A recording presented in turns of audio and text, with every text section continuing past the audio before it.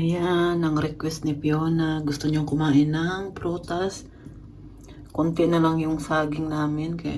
Tapos may ano pa siya. Parang nasira siya. Baka hiniwa ko na lang. At may pipino pa ako dito. Natira kanina. Nagbaon din Fiona kanina ng pipino sa kanina. Ito, pakain ko sa kanya. Mahilig talaga yan si Fiona sa prutas at sa pipino. Ayan, bigyan na natin sa kanya. Dito kami ni Fiona ngayon sa city. Mama, Ja. wenn morgen ist, dann ist es nur noch ein Monat, bis ich Geburtstag habe. Si Ich bin schon so Fiona. aufgeregt, weil ich das ja schon fast in der Nähe von. Malapit na birthday ni Fiona. Si Fiona ba nag-start ng magka-pimple, no? Dalagan. Ito ba? Oh, ang ganda ng simbahan, oh. Gwapa ni Fiona Dinis. Sana all. Gutom ka? Oh, gutom ka, bebe. Gutom si Fiona. Binilan ko ng pagkain dito sa city. Hi, baby. Fiona. Dito kami ni Fiona. Hinihintay namin yung bus na sasakyan namin. Ang lamig. Nakakaloka. Tingnan po nyo si Fiona. Kulot po yung buhok niya. Nagbating na. Yung sakyan namin, no? House na. Ben hat ein Kuchenmädchen. Ayan ang dinner namin ngayon at manok. Hinanda ko na siya. Ni-prepare ko na para dito na tayo ba. Matagal pa to kasi matapos kaya kailangan prepare ko na at ito na yung ating onion. Ilalagay natin yan sa loob ng manok. Yan. Ito ay carrots, celery, and potato. Yan lang yung kakailanganin natin ng mga gulay. Nag-request na naman tong anak kong dalaga. Itong gusto niyang kainin ngayon. Ito naman ay, pangalan nito, alla calabrese pesto to siya na Italian. Nagkabulol-bulol na. Kahapon naman yung kinain niya ay ano yun, mac and cheese. So iba din to ngayon. Yan, luto na to. Kanya-kanyang request. Okay lang din na nag-request siya nito ngayon dahil itong manok na ginawa ko, medyo maliit itong manok. Hindi ito magkasya sa amin lahat. Si Fiona kasi kumain na doon sa city kanina ng doon. Iwan ko kung kakain pa ba siya. Pero kung gusto niya kumain, gusto niya, okay naman to. Marami naman tong noodle na ginawa ko. Ayan. Luto na to. Kain na. Nandito na pala ako sa city, pero ako lang mag-isa. Kukunin ko lang yung isda na pina-reserve ko kahapon. Si Fiona pala, hindi ko sinundo dahil umuwi kanina dahil nagsuka doon. Masama yung pakiramdam, pero okay na siya. Nasa bahay. Kaya ako lang ang mag-isa ngayon. Kukunin ko yung isda, magprito ako ng isda mamaya at salad. Yan yung dinner namin mamaya ng mga bata. Sachen zum Beispiel wie Salzstangen mitbringen und dann wollte ich so ein bisschen Salzstangen mitbringen. Dito kami ni Fiona sa Bikiri. May binili akong tinapay pero sa bahay ko na lang siya kakain kasi baka sasakit yung tiyan ko ba. Niregla kasi ako ngayon. Vielleicht soll ich auch morgen ein paar Ballons mitnehmen, aber bunte Ballons. Darf das auch? Ja, natürlich. Wir müssen unseren Platz knapp. Meron ako ikwento sa inyo ba, si Fiona ba, ang laki ng grades niya ngayon. Vielleicht gehe ich nochmal schlafen und dann so wieder, wenn Papa wach ist, wieder aufstehen. Tapos si Fiona mag-high school na ngayong August, na September. Middle school, na? Grade 5 na siya. At sa gym... So 8. Klasse ist jetzt erst High School, keine Ahnung. At sa gymnasium po siya. Wow! Alam po ba ninyo na napakahirap abutin or pasukin yung gymnasium? Dapat malaki talaga yung grades mo. Kaya ang galing ni Fiona. Mir ist so warm wegen meiner Jacke. Na, mach mal jetzt mal aus. Ich bin noch kurz Zeit. Nein, nicht kurz, ich möchte jetzt.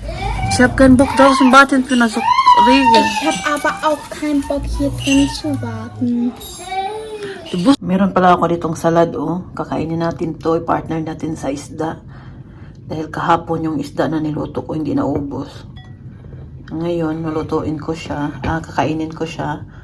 At meron naman ako ditong yogurt dressing. medyo na ano na siya, na nalaya na konti ba kay isang araw ko po ito pinili. Pero pwede pa, hindi pa naman to sira. Hugasan ko lang. Malinis na yan siya. Ready to eat na yan siya. Na nabibili dito sa supermarket. Pero hugasan na lang natin para sigurado.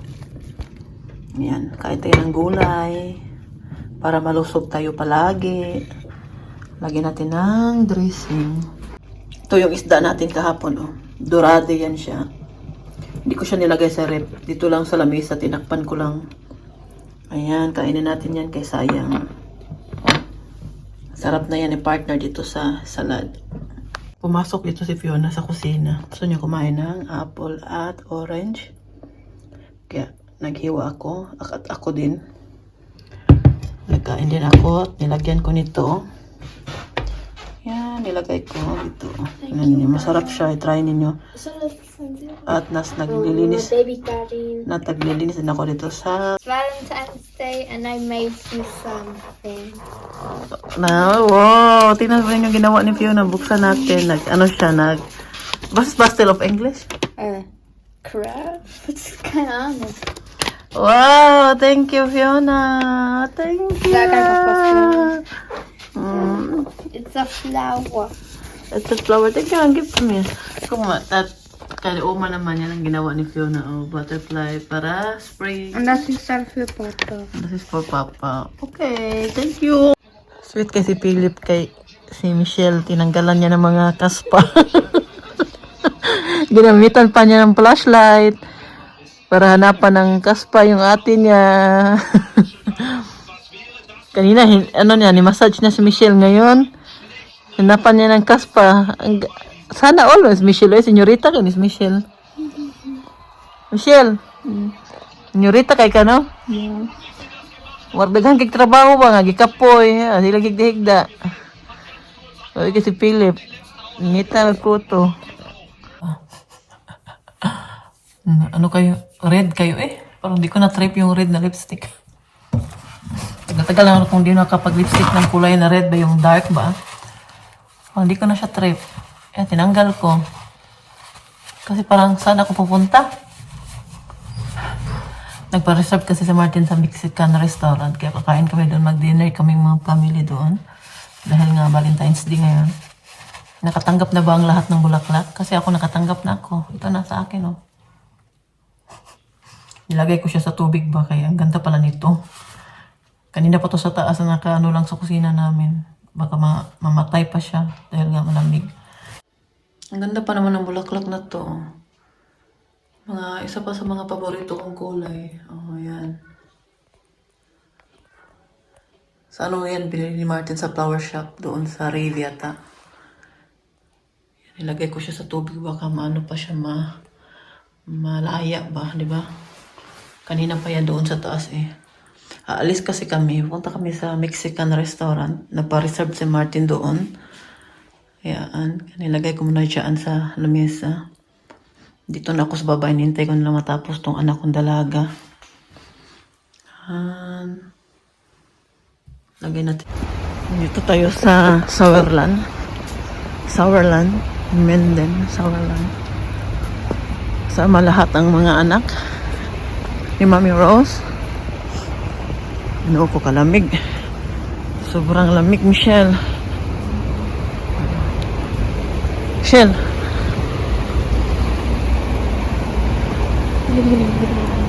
Lamig, uy.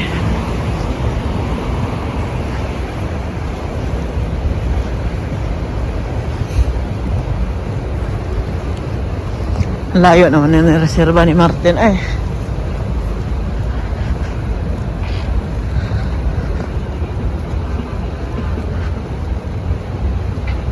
Schnell.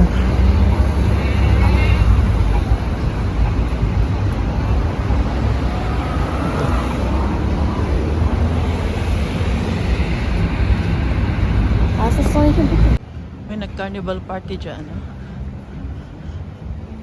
Yan, no? Carnival party. Carnival pala dito sa Germany ngayon, no? Sa Lunes dito malapit sa amin, sa atin doon. Ang carnival. Das war's dann, glaube ich. Ne? Ja. Dann gleich wieder.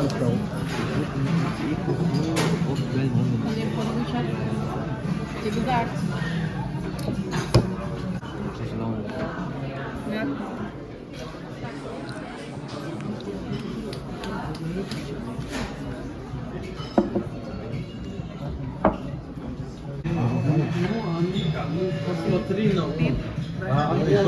Das kommt aus einer defekten Kaffeemaschine. Ja, das sage ich doch schon die ganze Zeit. Das kann. Wir haben einen Gutschein. Zainab na.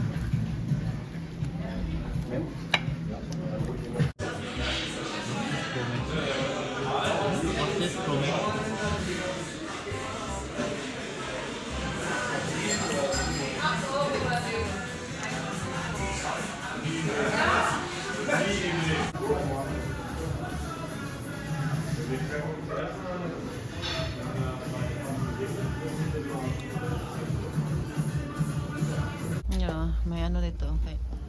May mga ano man din na magupo sa labas. Ayan. Uwi na kami. Tapos na kami kumain. Picture ko may dali Michelle. Philip Michelle. Maganda oh. Napakita ko naman to niya sa inyo dito. Noong ano pa. Noong Christmas market. Napunta kami dito. Ito yung ano nila oh. Dito yung tawag yan. Ito yung may stage nila bang no may concert noong Christmas market. Yan, pabalik na kami sa auto namin. Hindi naman ako nasarapan sa Mexican ano. Mas okay pa sa akin yung Asian.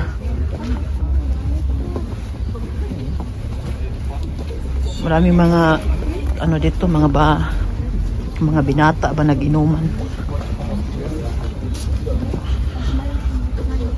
Mag-grocery pa ata kami.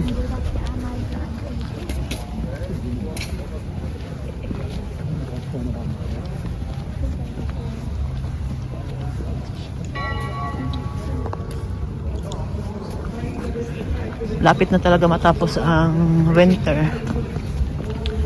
Pa-spring na dito pero kanina sobrang lamig. Nag-start na naman mag-snow. Pabuti na lang hindi naman dumami. Anak ko matangkad oh.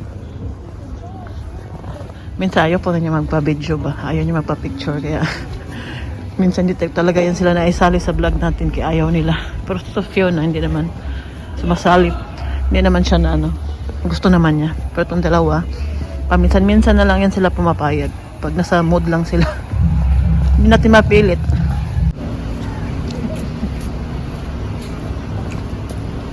Michelle, here.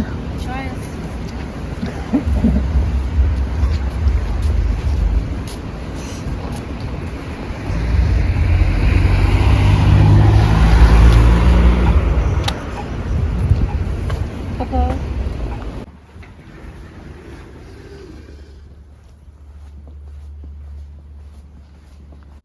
Di naman ako magligpit ba, may hugasan pa dyan, ano, yung kaldero na ginamit kong magluto ng sabaw ni Uma.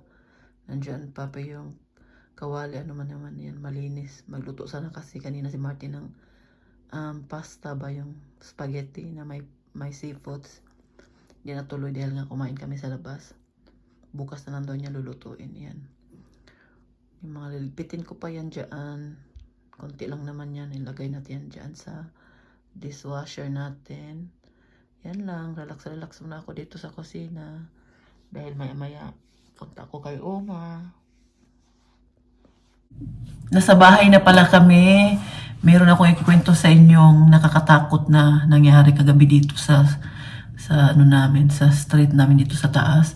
Pero bago yan, gusto ko ipakita sa inyo na ang laki ng tiyan ko ngayon dahil ang dami kong nakain doon. Hindi mo maklaro? Puson, yung puson at bilbil nag-aabot. Okay pa naman, lumuwag na tong pantalon ko ba? Lumuwag na siya. Ano naman, alam naman niyo, nag-control tayo sa kinakain, nagda-diet tayo. Ngayon, doon pala kami kumain sa Mexican restaurant. sa Minden. Dito lang din yun sa malapit sa Plettenberg, mga 45 minutes ata. Sobrang lamig kanina. Ilang araw na 7 degrees, 8 degrees dito sa amin. Tapos ngayon bigla na lang siya nag-negative 1. Tapos kanina parang negative 3 kanina. Tapos lamig ng hangin. Tapos ginuko. Kahit kapal po yung suot mo, no? Giniginaw talaga kami nung paglabas namin sa auto. Kasi bago kami mga ligo. Pero ano naman namin yung buhok namin, dry naman namin.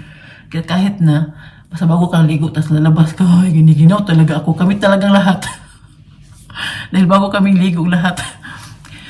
Bago kaming ligo, no? Si Philip, si Fiona, ako, Michelle, at si Martin. Naligo talaga kami bago kami umalis. Ngayon, meron pala ako dito, niregla kasi tayo, may mga regla tayo, no? Lumalabas talaga yung mga, lalo na pag naano tayo. Hindi ko alam kung saan ko to na saan ako nabangga. Basta siya. Naalala ko tuloy si Uma ba nung nasa kwarto ako niya. Gusto niya akong sapakin, yung kamay niya na niya sa bed niya. Malakas-lakas din yung pagkatama doon sa niya. Kinabukasan, naging, may ganito ba? Pero mas malaki yung sa kanya. Pero sa akin, iwan ko ba kung saan ako na ito, parang nabangga po eh. Minsan di ko na naalala guys, kasi tiguwang na. Alam naman yung tiguwang na Ngayon, ikukwento ko na sa inyo yung gusto kong sabihin. Kagabi pala, nung bago ako matulog, pinapainom ko yan si Uma ng tino. Ganito talaga yung ginagamit ng painom ko. Ito, para sa mga matanda talaga to na nasa bed na lang. Pinapainom lang sila, ganyan. Tapos, habang nakaupo ako doon sa bintana, nakatingin ako sa labas. Magtingin-tingin talaga ako sa labas. Baka minsan may makita tayong mga tao na dumadaan, hindi natin kilala, di ba? Naano ko na talaga yan, ginagawa ko na talaga yan palagi. Tuwing pag gising ako ng madaling araw, nagtingin-tingin talaga ako sa labas mo. Tingin-tingin ko kung may tao sa labas. Malay natin, hindi natin alam ang panahon. Kagabi, nung pagtingin ko sa labas, nakita ko may pulis na auto dumaan. Wala namang hindi naman naka-on yung blue lights na ba? Pag may blue kasi na, yung naka-on kasi yun, meaning yan may emergency. Hindi naman naka-on, kaya parang may titingnan lang siguro sila o may hinahanap sila. Di ako, itong pagka-chismosa ko, gusto ko sana lumabas. Mga 12 plus yun, mga 12:30 ata yun, maglapit na yung magalauna. Gusto kong lumabas kasi gusto kong tingnan ba, lang ako. Di naman ako magtingin sa kanila. Kasi nag-drive sila doon talaga sa pinaka Gusto ko lang magtapon ng basura. Lang ba? Pero gusto lang talaga mag-chismis. Paano nangyari? Bakit may pulis doon? Kasi kung may hinahanap sila o baka may nag-away, itahimik naman sa labas. Ngayon, kanina pala, hindi sila nagtagal. Mga after 2 minutes, bumalik din yung pulis na auto. No? Hindi ko alam. Baka wala lang. Siguro baka napadaan lang yun sila. Kanina, nabasa ko sa Plettenberg na mga Plettenberg group sa Facebook, may nag-post doon. Sabi niya na kagabi daw, mga 12 plus na ng madaling araw, mga 12:30 ata yung sabi niya. May napansin silang 3 lalaki sa labas ng bahay. Tapos nakaitim. Ang isa nag-antay lang sa auto. Tapos yung dalawa nakamasid doon sa bahay ng kapitbahay namin. Tinitingnan lang nila, pero habang nakatingin sila, nagtawag na sila ng pulis. Kaya pala may pulis na dumaan dito kagabi. Siguro hinanap nila yung sasakyan. Kasi ni-describe din naman ng kapitbahay namin kung anong kulay ng sasakyan. Kasi nakita naman nila. Ang problema lang, hindi nila na picturean or hindi nila nakita kung ang plate number dahil madilim daw sa labas. Ngayon, nung nakita ng dalawang lalaki, kasi yung isang lalaki na sasakyan lang, nung nakita nung dalawang lalaki yung asawa niya, binabaw daw yung hoodie ba? Binabaw daw yung para hindi makita yung mukha pa. Kinabar talaga sa nila. Tapos umalis. Siguro may plano yun silang masama. Timing lang na may taong nakakita sa kanila. Weekend naman kasi. Pag weekend kasi matagal matulog mga tao. Tapos ako, medyo natakot ako dahil wala si Martin dito kagabi. night shift si Martin. Pero umuwi si Martin mga alas 2 ng madaling araw. Kasi pag Bernis na siya magtrabaho hanggang madaling araw ng Sabado. Hindi talaga yan hanggang alas 6, mga alas 3 lang. Minsan alas 2. Pero nakalock naman yung pinto namin sa labas. At saka meron naman kaming kamera sa harap ng namin bahay. Ito sa likod naman, porque lang kung sisirain nila yung mga bintana or mga yung jealousy namin, yung cover ng bintana namin dyan. Kung sirain nila, madinig talaga. Yan dahil maingay. Kasi maglagubo man yan, no? Pag may sirain nila. Tapos, yung glass, kailangan yung bintana pa naman namin, yung glass namin dito. Yung, yan siya, dalawa ba? Yung dalawa yung parang makapal yung glass niyan. Baka kung sirain yan, sus, maingay talaga. Magising ka talaga siguro. Iwan ko lang kung ako, magising ako dahil gabi ako matulog. Pero kung si Martin, to yung mga anak ko, madinig talaga nila yan. Si Martin daliin magising pag may mga ingay-ingay. Talo na dito si Michelle. Ngayon, medyo natakot ako dahil nag-warning yung kapitbahay namin. Sabi niya na, mag-ingat kayo dahil duda nila magnanakaw yun kagabi. Kasi kung hindi yun magnanakaw, bakit nung nakita nung lalaki yung asawa niya, bakit tinakip daw yung hoodie ba sa mukha nila para sa mamukhaan, tapos umalis daw. Sayang lang hindi na kuha na nila yung auto. 3 daw. Yung isa naghintay lang sa sasakyan doon sa madilim, tapos yung dalawa, yun ang nakamasid-basid doon. Hindi natin alam kung anong mga plano noon. Dito sa Plettenberg, no, maliit lang to na city, ilang citizen lang po dito ang nakatira. Pero may mga nangyayari din dito hindi maganda paminsan-minsan. Hindi naman palagi, pero paminsan-minsan. Kaya minsan natatakot ako na yung anak ko na late na uwi. Hindi naman yan si Michelle sa late umuwi. No? May isang beses lang yan siya na pumunta yan siya doon sa kaibigan niya na sabi niya, mama, uwi na nga ako kasi na mama yung pakiramdam niya. Nagsuka daw. Uwi na lang daw siya kasi hindi daw maganda yung pakiramdam ng kaibigan niya. Yung bahay ng kaibigan niya medyo malapit-lapit lang din doon kay Rafaela. Hindi sin malapit pero mas malapit kaysa sa amin. Muwi siya, naglakad lang siya. Sabi ko sa kanya, mag-taxi siya. Kasi yung taxi kakilala ko, yung may-ari. Ayaw naman niya. Gusto niya maglakad. Sabi niya, wag daw ako mag-alala. Alas 12 ata yun. Ako, di ba talaga, takot ako ba kasi gabi na. Alam ko kasi nangyayari dito sa lugar namin siya, hindi ko alam kung nanonood yan ng balita yung anak ko. Kaya natakot ako. Message ko talaga si Martin nung time na yun, night shift si Martin. Sabi ko, galit na galit ako. Sabi ko na mag-taxi, ayaw mag-taxi. Nag-antay pa ako dito ng kasi pupunta ako sa labas. Sabi niya, mama, huwag ka mag-alala. Uy, kaya man. Sabi ko hindi mag-alala nga. Naalala ko kasi na doon malapit sa may doon malapit kung saan kami nanood ng nung Avatar ba sa sinihan ba, may naglalakad lalaki doon, bigla na lang siya hinold up. May 3 lumapit sa kanya lalaki, tas yun, gusto nang kunin yung pitaka ata, basta mga ganyan. Kaya yun ang mga takutan ko ba. Sabi ko, kahit ito sa Germany hindi naman safe, may nangyayari din ng mga hindi magaganda kasi marami din namang mga dito, marami din mga buang-buang. Kaya takot lang ako kagabi baka na-share ko sa inyo kasi kaya dito sa bahay namin, no, matagal ko talaga yan ino-off ang ilaw. Yung kwarto naman hindi naman ino-off ang ilaw niyan.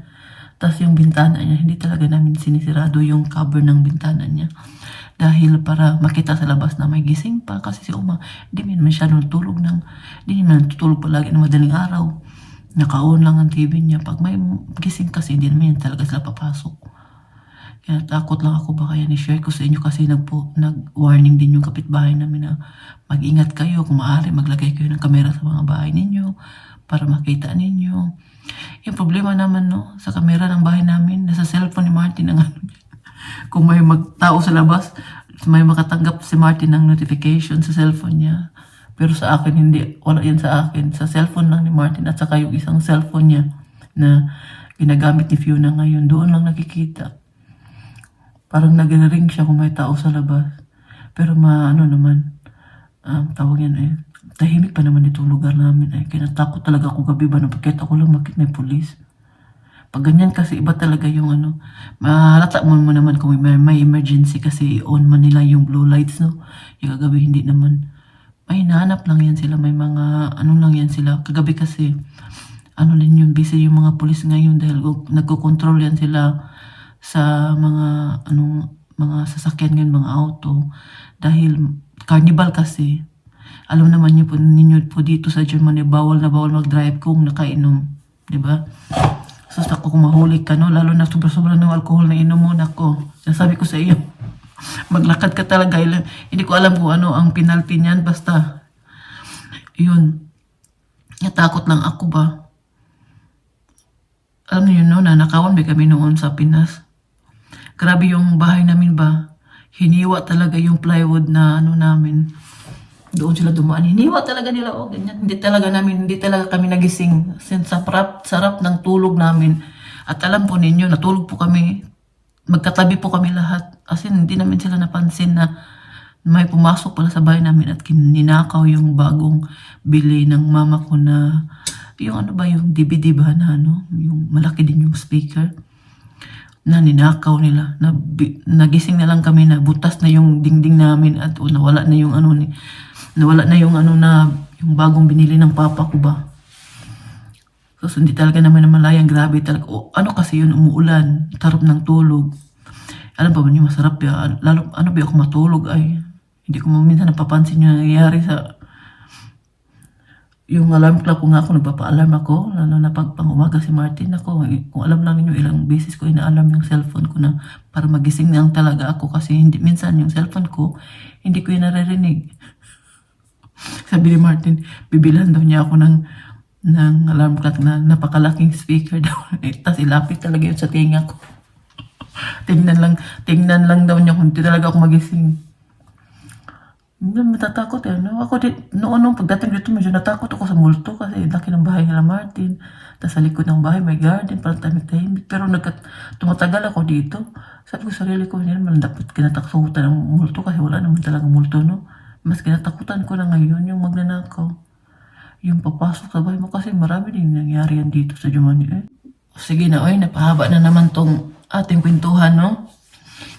At ni-share ko lang sa inyo ha, dahil kayo din dyan, no? Kung saan kayo nakatira ba, Pilipinas, o sa Amerika, o kahit saan. Huwag talaga nyo kalimutan i-lock yung mga pinto ninyo. Dahil mahirap na yung panahon ngayon. Mabuti nang mag-amping taba. Ay, akong sipon, tumutulo na. Sige na, oy, good night na sa inyong lahat. Good night. Ciao, ciao. Bye-bye.